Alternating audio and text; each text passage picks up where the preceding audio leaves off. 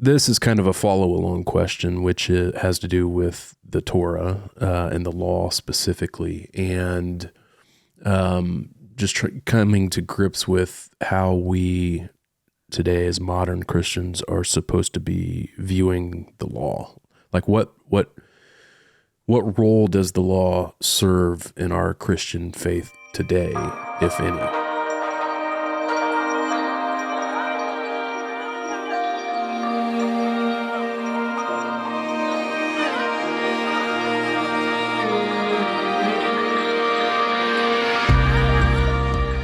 Welcome back to the Ology podcast. Ology is a nonprofit ministry that is centered around rethinking, researching, and rediscovery, a process that dives deep into the depths of an intimate partnership with God through a concept Jesus initiated called ecclesia. We strive to cultivate an environment that is not only safe to question and seek, but also one that is founded on the truths of partnership, words of hope that were uttered from the lips of Jesus himself. So in this podcast, we'll question Christian tradition, we'll investigate God myths, and we'll listen to those who are stirring, questioning, and desperately seeking more of what God is doing in and around us each day.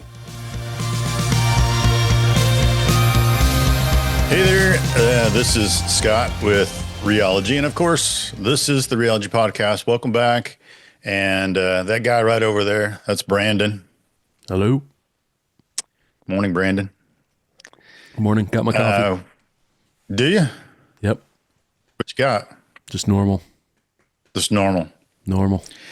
Well, I hate to start an episode off on a negative note here, and I should have wore black. Well, I have black pants on. I have my black Adidas on, so you can always wearing black today because of we had a tragedy in the family a few weeks back, and my favorite mug, and you know this mug. It's my favorite mug for Magic Morning Bakery in beautiful downtown Bedford, Indiana. I was washing dishes and put it on the side, and I went to move it.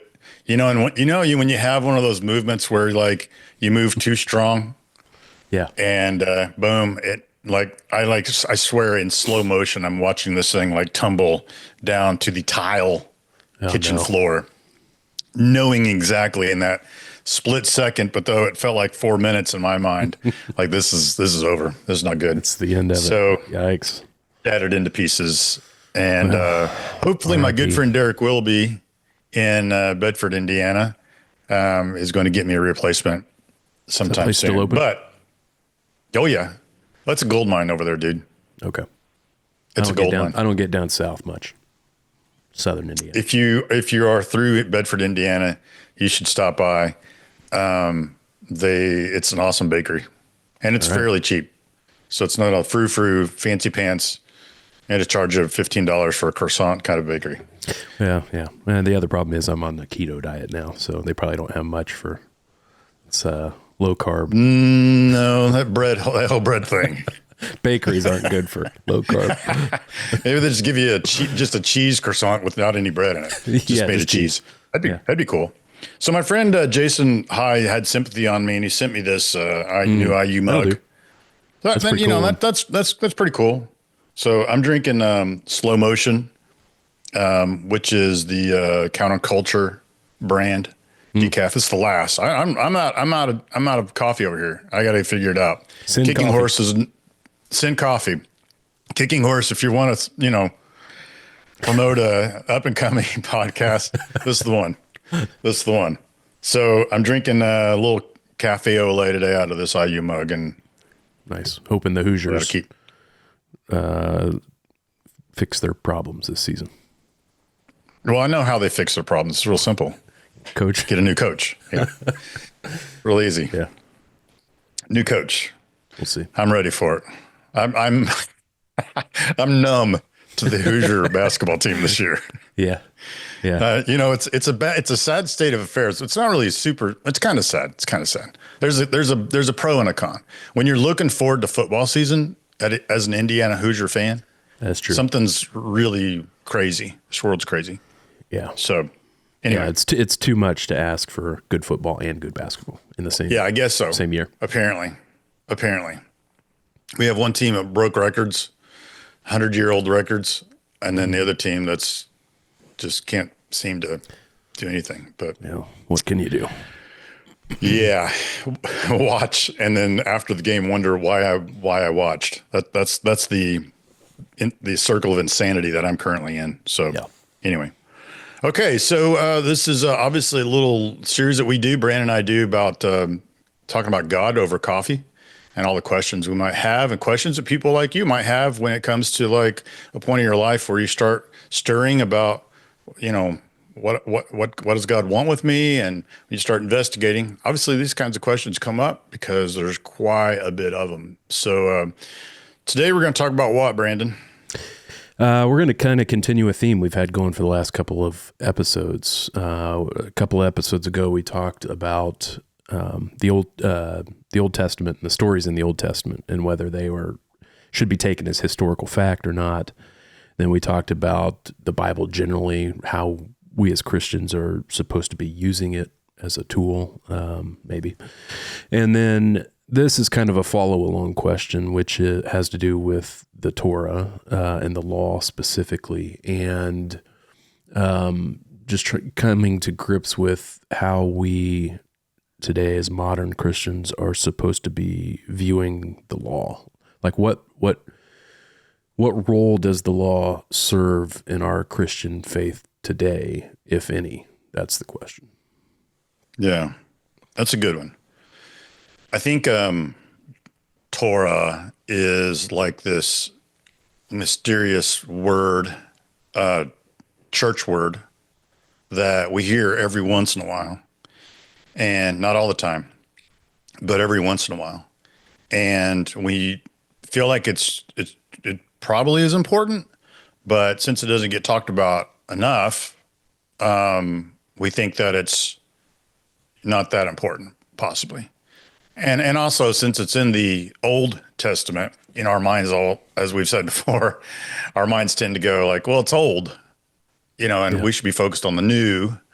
And so it was probably important, and it probably has a part to play in the whole story, but probably not that big of a part. And so we'll just kind of move on. So I thought maybe we would spend the first couple minutes here just talking about some Jewish stuff, since, Jesus was a Jew.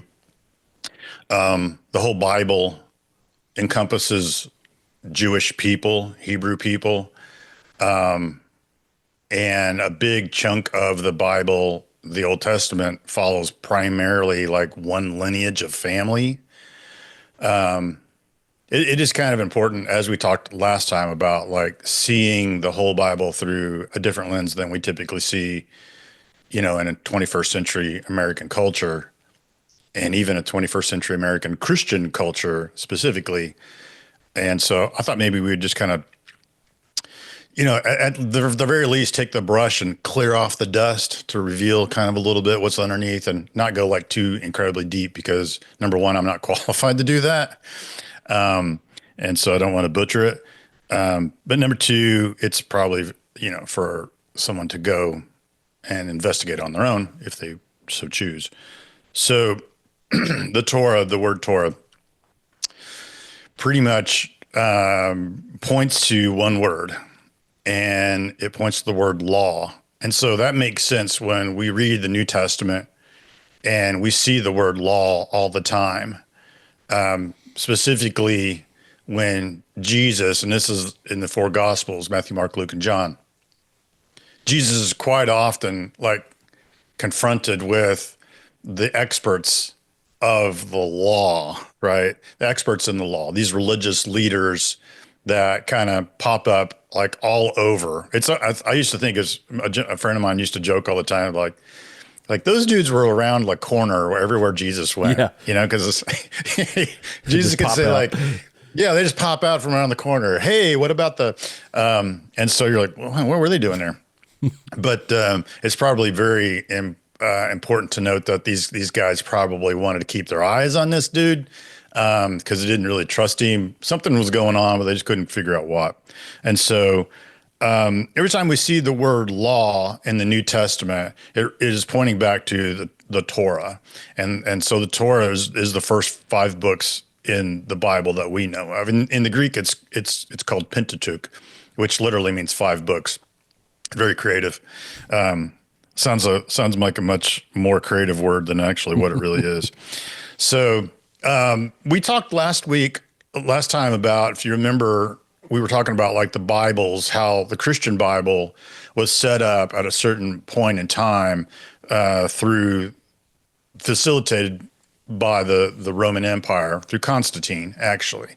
Yeah. This council came together, right, of all these bishops, hundreds of bishops from all over, and they said, we need to figure out, we're gonna create the canon, right? It's because everybody's got these crazy ideas out here.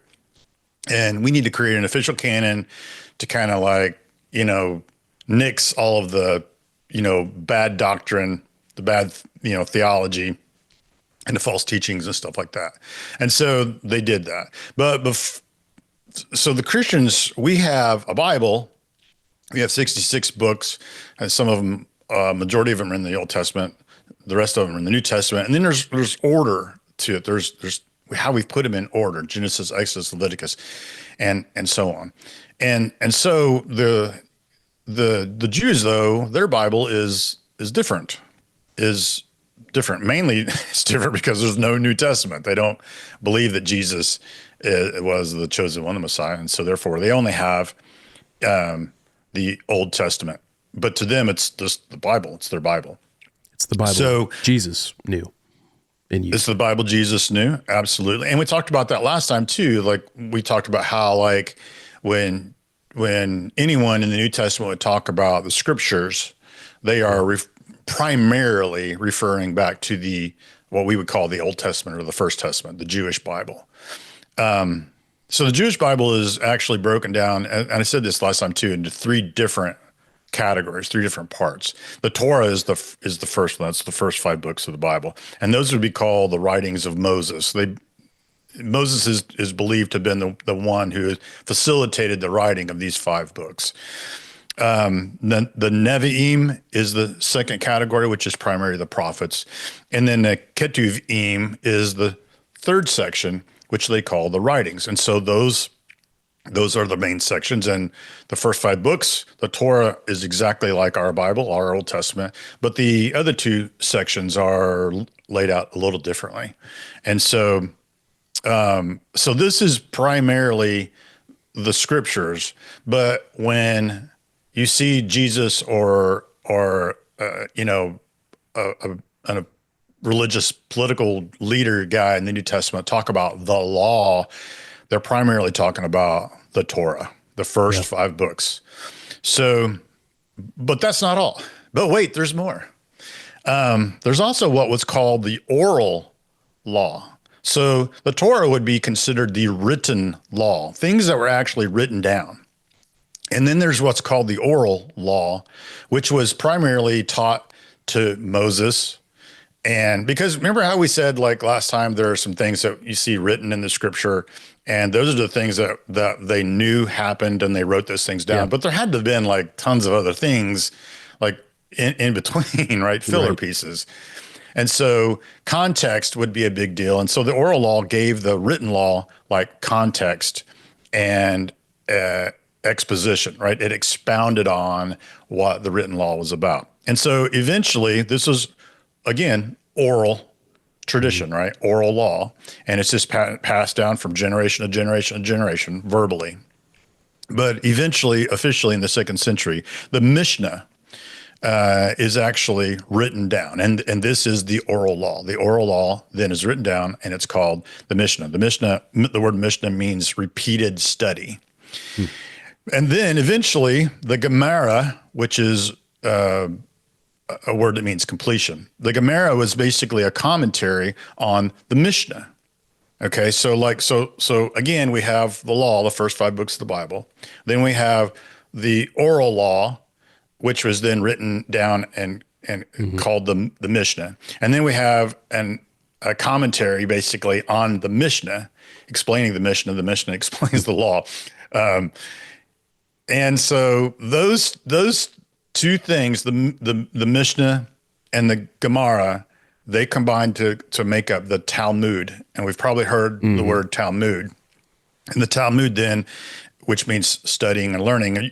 There's a theme here, right? It's really all about going much, much, much deeper into understanding the law. And the reason why they wanted to go so much deeper into the law, because the law for them was incredibly important. And it was a way of life for them, more than just some things written down to revere. It was really like a way of life. Do you remember also last time we talked about the BIBLE, basic instructions before leaving Earth? That really would have been better conveyed towards the law than what it would have been like our Christian Bible. Right. Specifically the New Testament. Because as we said in the New Testament, it's really not about leaving Earth. And it's not really about instructions, like an instruction manual. But the law was. Yeah. And so you can see that, we if anybody's ever watching Chosen, the TV show, you could see them, the characters in that show, how devoted they were to the law and living it out in a way that it's a completely different mindset, I think, than how we in modern Western society treat our laws. Because, as a lawyer, I'm dealing with laws day in and day out. And but even just as non-lawyers, our daily interactions with the laws look nothing like what we see in ancient times, and particularly with Jewish culture. It seems like it's not like the laws are on our mind every minute of the day. And hey, am I being careful here to not run afoul of this particular law? That's not our typical mindset now. So it's just a completely different thing, seems like. Yeah, I think it's a really great analogy. I never thought of it that way before. But if you think about like tax season, which is right now, right? Everybody knows that taxes are incredibly important. And if you don't pay your taxes or you don't file a claim, like that's bad news. Yeah, you're in trouble. It's almost like, you're in trouble. It's almost like it's everybody's like worst nightmare that doesn't really come true for most people. Yeah, it's almost like guardrails that you're trying not to run afoul of for fear of the consequences of that. Whereas when I think of Jews, you mentioned it earlier, it's almost like a reverence for the law, like wanting to comply with these laws out of some reverence, which is just completely foreign to us, I think. Yeah.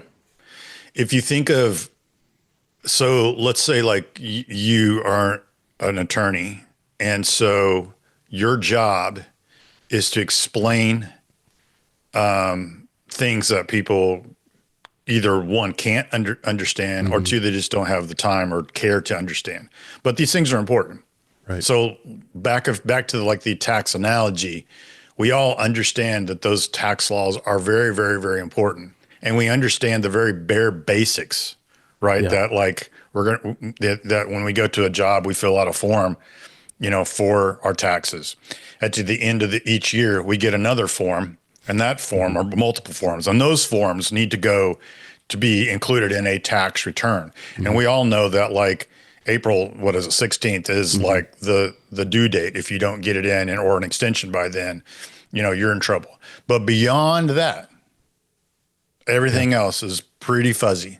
And we need people like attorneys, tax people who know the law to help decipher all of that and for us to be able to comply. I feel like trouble. Yes. I feel like that's exactly what the law is, and then what the Talmud then is after that. Because for us, as I said before, and man, we've talked about this as well. Like I'm guilty. It was only a few short years ago that I too really felt like the Old Testament was old. Yeah. And I think because Jesus came and said, I have come to fulfill the law, in my mind was like, well, the old law has passed away, because things like sacrifices and rituals, they're gone. Yeah. So then the Old Testament's gone. Right. And then I started realizing that no, as we said before, this is a narrative. And so this is just the beginning. This is like, as they say, this is the first testament. And then Jesus comes along in the second testament. There's a 2-part deal here. But we tend to definitely look at it and see that this is old stuff and not really understand how important it is to the whole narrative. Well, and it doesn't help that most of it, I mean, not all of it, but most of it is structured as laws. It would be like me popping open the United States Code and just reading through that, just for fun. Yes. And, that doesn't happen. Even as a lawyer, I don't sit around just reading the law. No, of course not. Of course not. So that's why you get paid to do that. Yeah, exactly. You're not doing it for fun on the weekends. Right. So that makes it particularly difficult to get through a lot of those sections, obviously. Yes. And I think, so you make my point, because what comes then after, so everybody knows primarily when you think of the law and the books of Moses, like probably the first thing that comes to mind is the 10 Commandments, right? And those are like the cornerstone of, those 10 things are the cornerstone of a relationship with God, right? Yeah. And primarily those things get established because Abraham is, gone, right? Isaac is gone. Jacob is gone. And even Joseph, is gone. So the big dog family is kind of gone. And now the Jews have found themselves, enslaved in Egypt. And so, when God brings them out through Moses, using Moses, and they go into wander in the desert for 40 years, I mean, basically God is just allowing a generation to just die off because they don't know God at all. Yeah, it's no longer direct interaction, face to face. They don't, like it had been historically. Yeah, for hundreds of years, God and the Hebrew people, there really wasn't much going on, and so their relationship died. And these people did not know God, did not trust God, even though they saw all this stuff, and they walked across dry ground, and yada yada yada, ate manna every day, had quail, for dinner. They still just could not get it. And so God had to start over with a brand new generation. And then that's where we get the 10 Commandments. That's where the 10 Commandments come in, right? So the 10 Commandments were really, they were to establish those guidelines on this is how a relationship with me works. If it stopped there, it probably would be, we wouldn't really need attorneys at that point then for the law. But unfortunately, it doesn't. There's a thing called the mitzvot. The mitzvot is basically 613 extended laws / commandments to the existing 10. Yeah. And, the list, I've seen the list, and it's, again, it's mind numbing, right? It's one of those things you're like going, good grief. No wonder they had to have experts in the law. Right. Because they have 613 extensions. Yeah. And Moses essentially becomes like the first judge of these laws, like he does. Interpreting them. Yeah, he does. And that's before the 613 really get going. So it is literally like going through like a tax code, like a 613 page tax code, and just wanting to cut your eyes out, on page 3. So we've got all of these. We have all of these little amendments that make, and when we said that the 10 Commandments were based on guidelines, right? These are things you should and should not be doing. I mean, these are just the basics. Don't kill somebody. Right. Duh.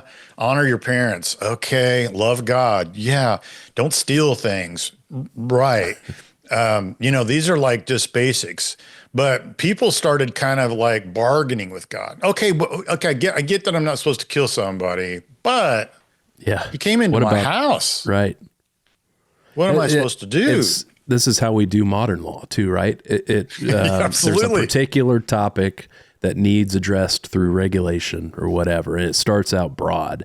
And then people, inevitably, humans find loopholes in that to exploit, and so they exploit it. Now we need a more narrow law to address the exploitation of that further law. And so you end up with just this, in the U.S., huge body of laws governing every little thing. And it grows year after year after year. Yeah, totally. Totally. That's absolutely it.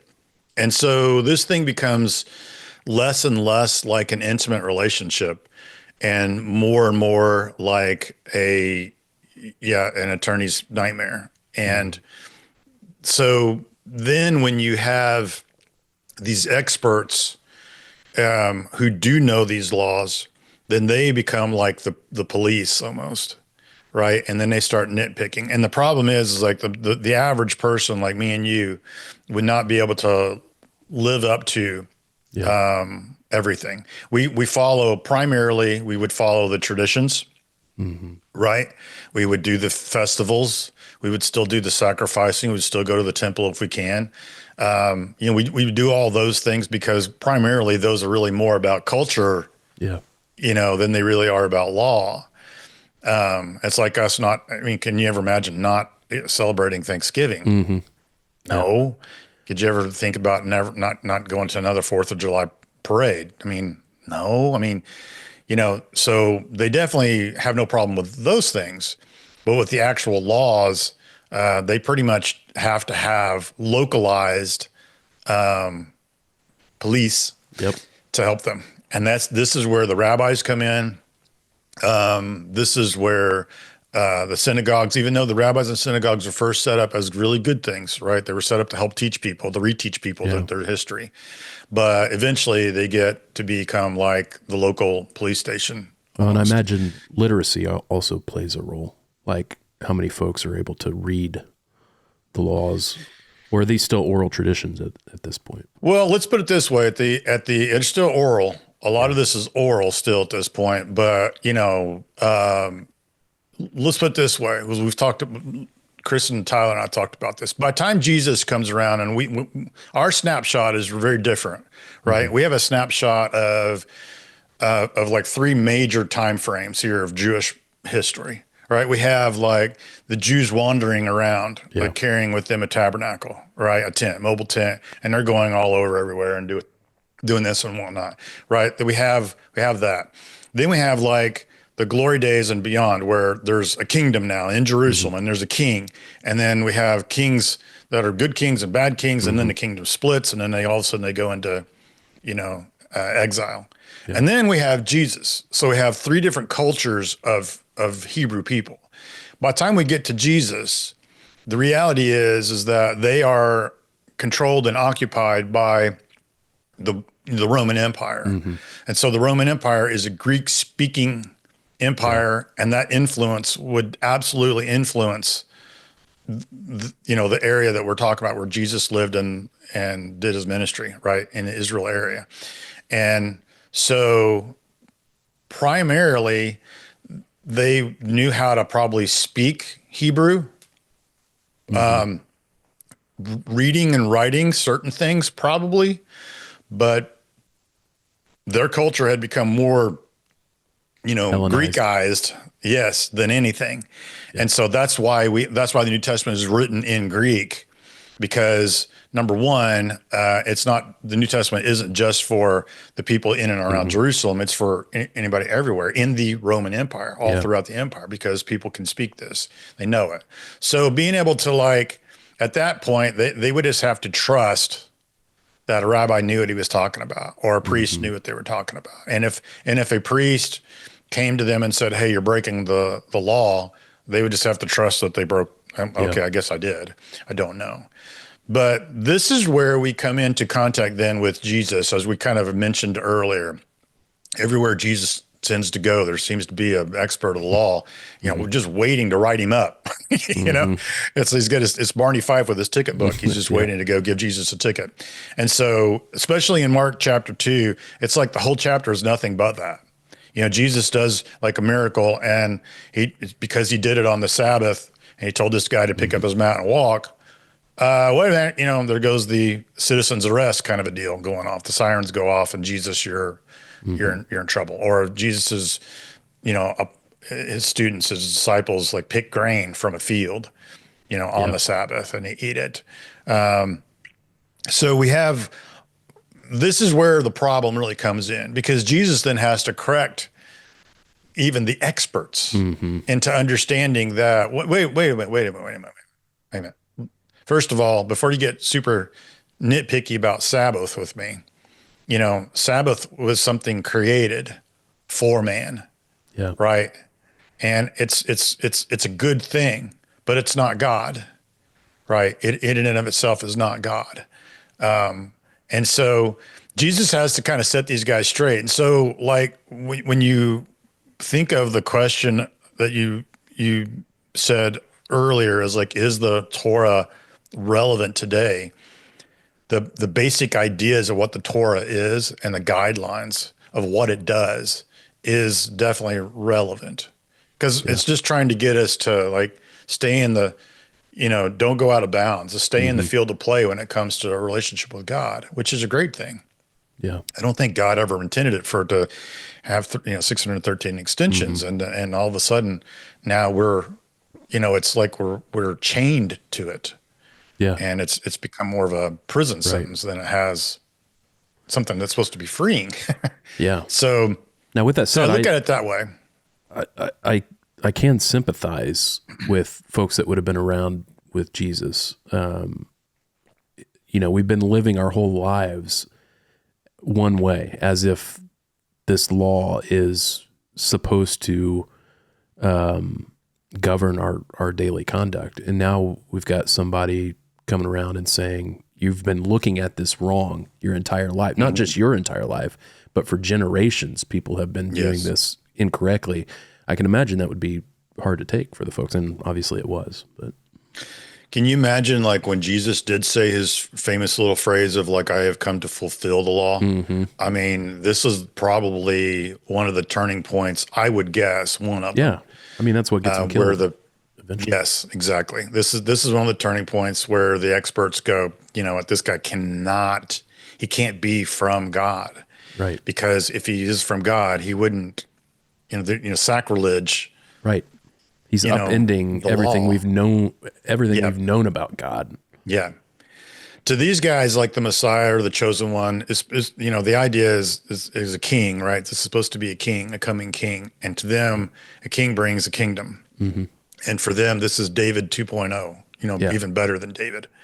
And so what kind of king, what kind of chosen one comes and, he should uphold the law instead of trumping the law almost, right? And that's kind of what Jesus does. Jesus basically says, when he says that, he's basically saying, like, the law is meant to bring you to me.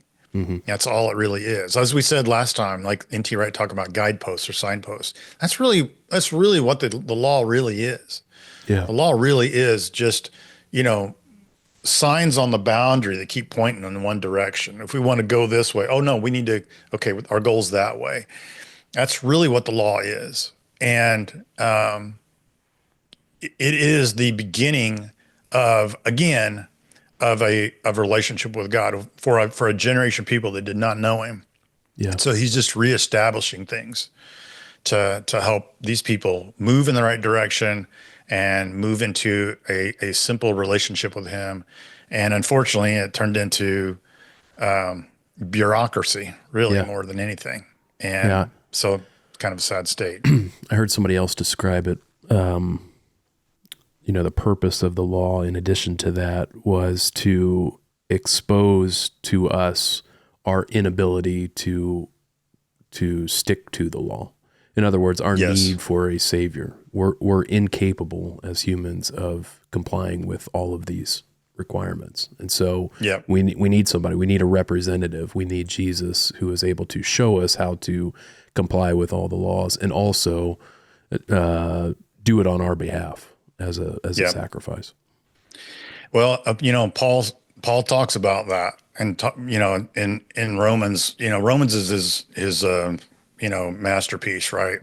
And so Romans is written from an attorney's point of view, kind of. There's so much courtroom talk and that kind of stuff, and Paul talks about the idea that the law was meant to do those types of things. It is supposed to point out the idea that we have need, that we do have failure, and that failure, drives the need for a relationship with God. That it's almost like the idea that something's missing here. Yeah. That there is a partnership. That's the way it's supposed to be. And now the partnership is broken, and the way that we are living our life is, going in the wrong direction. Right. And so that failure alone, it helps us go in the right direction. Yeah, we've talked about this several times, but it's becoming a recurring theme that I'm seeing more and more, which is this. It seems like the whole Bible is kind of exposing this, but it's our hubris as humans to think that we are capable ourselves of doing these things, whether it be going back to the garden with Adam and Eve, thinking that they're in charge and that they get to decide what fruit to eat and stuff like that. But now the law is further kind of sending that message. Look, you think you're capable of complying with these laws, but it's not you that is in charge of this. So it's just one thing after another. Yeah, absolutely. It's right on. It is definitely, as we've talked about before, sin is really a hard word to swallow sometimes, because we take that word and we encapsulate it in the idea that we have done something wrong, or we've sinned against God, and that we've made him mad. Right. Yeah. We continue to do things to make him mad, as we've said before.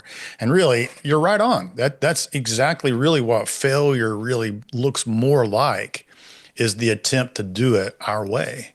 Right. And there's a way that seems right to man, and this is what we're going to do. And so the law, simply points that out. That's like, no, how's killing gone for you? Right. Not very well. Yeah. How's stealing gone for you? Not too great. It's literally a course correction, which shows and reveals that that you've been off course, but there is a right way to go. And so it absolutely does that. And so then when you see Jesus saying, I'm the fulfillment of that, like the idea is like, this is where the course has been going this whole time. Yeah. It's been leading to him.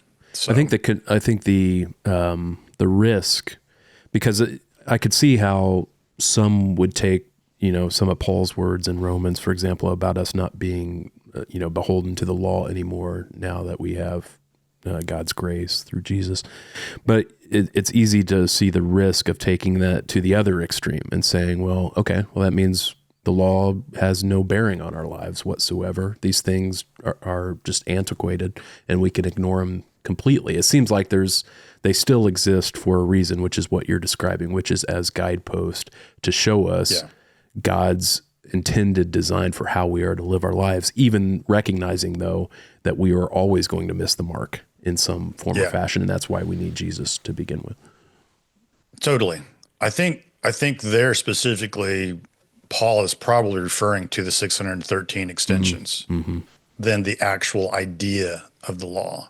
Yeah. I think he's probably really speaking, not probably, he is definitely speaking to a Jewish audience.